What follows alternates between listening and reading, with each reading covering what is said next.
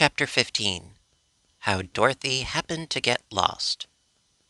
It was a beautiful evening, so they drew their camp chairs in a circle before one of the tents and began to tell stories to amuse themselves and pass away the time before they went to bed. Pretty soon, a zebra was seen coming out of the forest, and he trotted straight up to them and said politely, "Good evening, people." The zebra was a sleek little animal and had a slender head, a stubby mane, and a paintbrush tail, very like a donkey's. His neatly shaped white body was covered with regular bars of dark brown, and his hooves were delicate as those of a deer. "Good evening, friend zebra," said Omby Amby in reply to the creature's greeting. "Can we do anything for you?" "Yes," answered the zebra. "I should like you to settle a dispute that has long been a bother to me, as to whether there is more water or land in the world." "Who are you disputing with?" asked the wizard. "With a soft-shell crab," said the zebra. "He lives in a pool where I go to drink every day, and he is a very impertinent crab, I assure you. I have told him many times that the land is much greater in extent than the water, but he will not be convinced. Even this very evening, when I told him he was an insignificant creature who lived in a small pool, he asserted that the water was greater and more important than the land.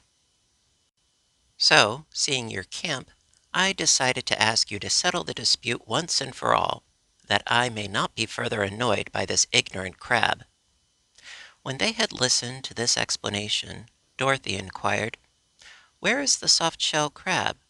"Not far away," replied the zebra. "If you will agree to judge between us, I will run and get him." "Run along, then," said the little girl. So the animal pranced into the forest and soon came trotting back to them. When he drew near, they found a soft-shell crab clinging fast to the stiff hair of the zebra's head, where it held on by one claw.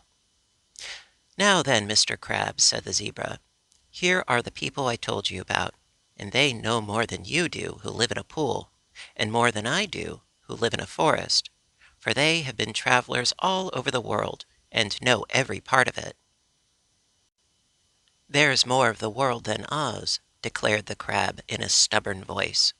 "That is true," said Dorothy, "but I used to live in Kansas, in the United States, and I've been to California and to Australia, and so has Uncle Henry.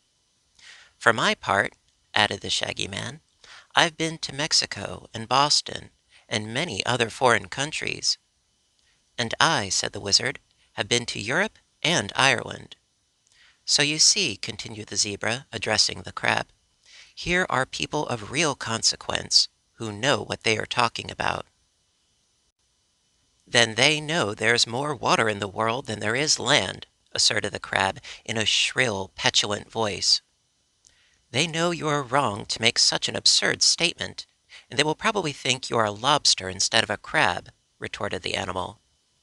At this taunt, the crab reached out its other claw and seized the zebra's ear, and the creature gave a cry of pain and began prancing up and down, trying to shake off the crab, which clung fast. "Stop pinching!" cried the zebra. "You promised not to pinch if I would carry you here."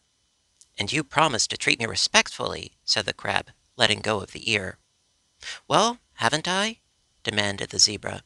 "No, you called me a lobster," said the crab. "Ladies and gentlemen," continued the zebra, "please pardon my poor friend, because he is ignorant and stupid, and does not understand. Also, the pinch of his claw is very annoying. So pray tell him that the world contains more land than water, and when he has heard your judgment, I will carry him back and dump him into his pool, where I hope he will be more modest in the future." "But we cannot tell him that," said Dorothy gravely, "because it would not be true." "What?" exclaimed the zebra in astonishment. "Do I hear you aright?" "The soft-shell crab is correct," declared the wizard. "There is considerably more water than there is land in the world." "Impossible!" protested the zebra. "Why, I can run for days upon the land, and find but little water."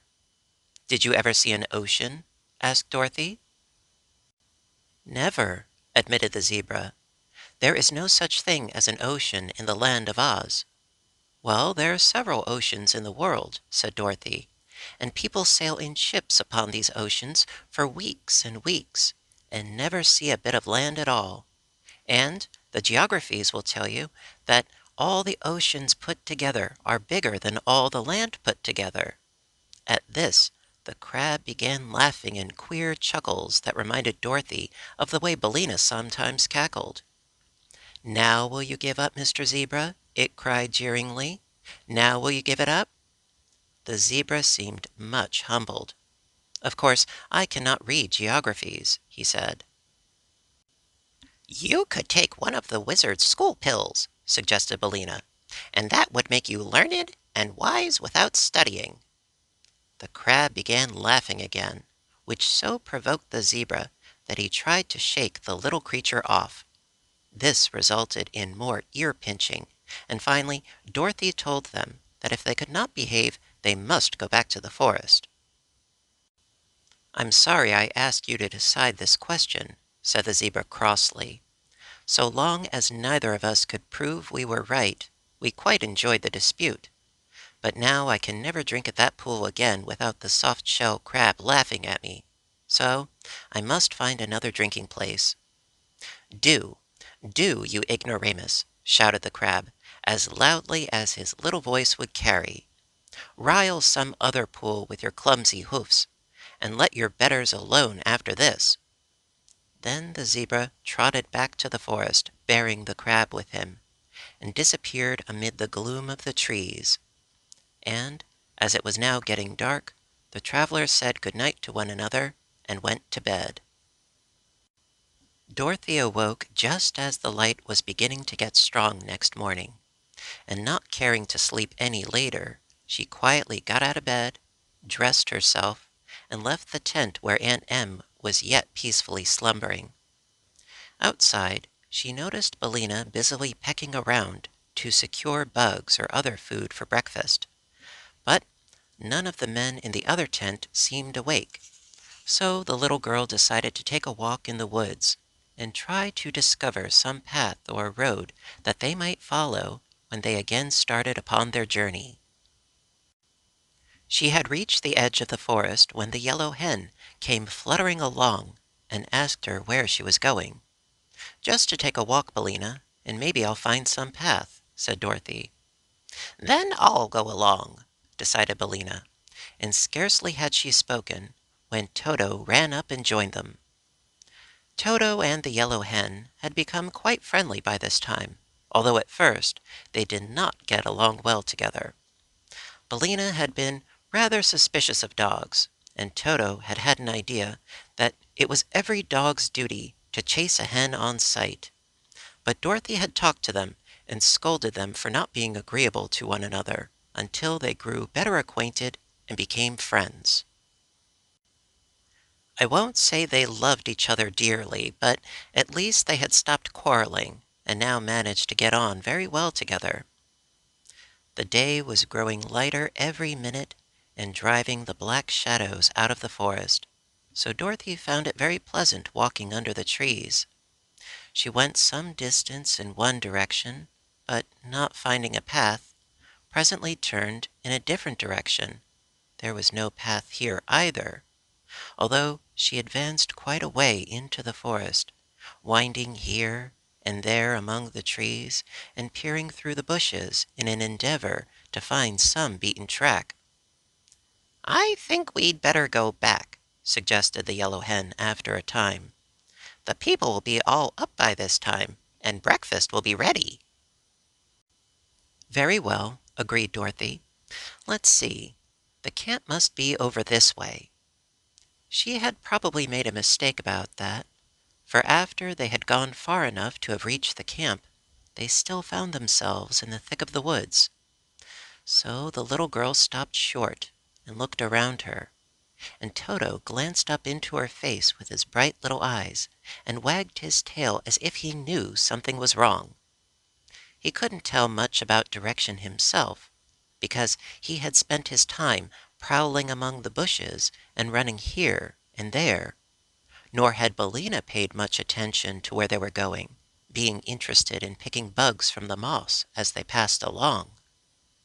The yellow hen now turned one eye up toward the little girl and asked, "Have you forgotten where the camp is, Dorothy?"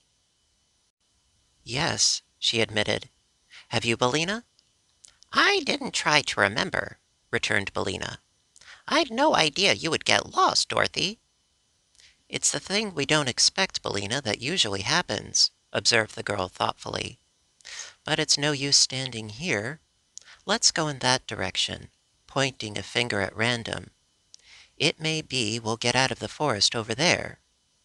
So on they went again, but this way the trees were closer together, and the vines were so tangled that they often tripped Dorothy up. Suddenly, a voice cried sharply, "Halt!"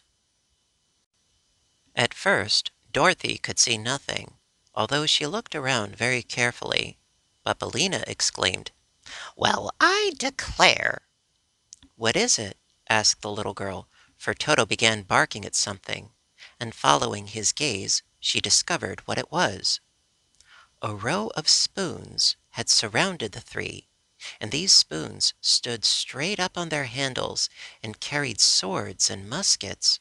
Their faces were outlined in the polished bowls, and they looked very stern and severe.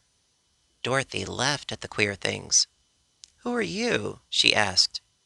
"We're the Spoon Brigade," said one. "In the service of His Majesty King Cleaver," said another. "And you are our prisoners," said a third. Dorothy sat down on an old stump and looked at them, her eyes twinkling with amusement. "What would happen," she inquired, "if I should set my dog on your brigade?" "He would die," replied one of the spoons sharply.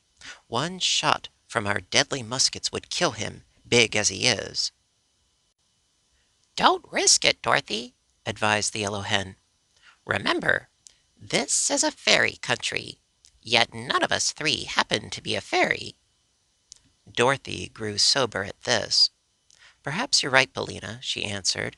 "But how funny it is to be captured by a lot of spoons." "I don't see anything very funny about it," declared a spoon. "We're the regular military brigade of the kingdom." "What kingdom?" she asked. "Utensia," said he. "I never heard of it before," asserted Dorothy. Then she added thoughtfully, "I don't believe Ozma ever heard of Utensia either. Tell me, are you not subjects of Ozma of Oz?" "We never have heard of her," retorted a spoon. "We are subjects of King Cleaver, and obey only his orders, which are to bring all prisoners to him as soon as they are captured. So step lively, my girl, and march with us, or we may be tempted to cut off a few of your toes with our swords." This threat made Dorothy laugh again.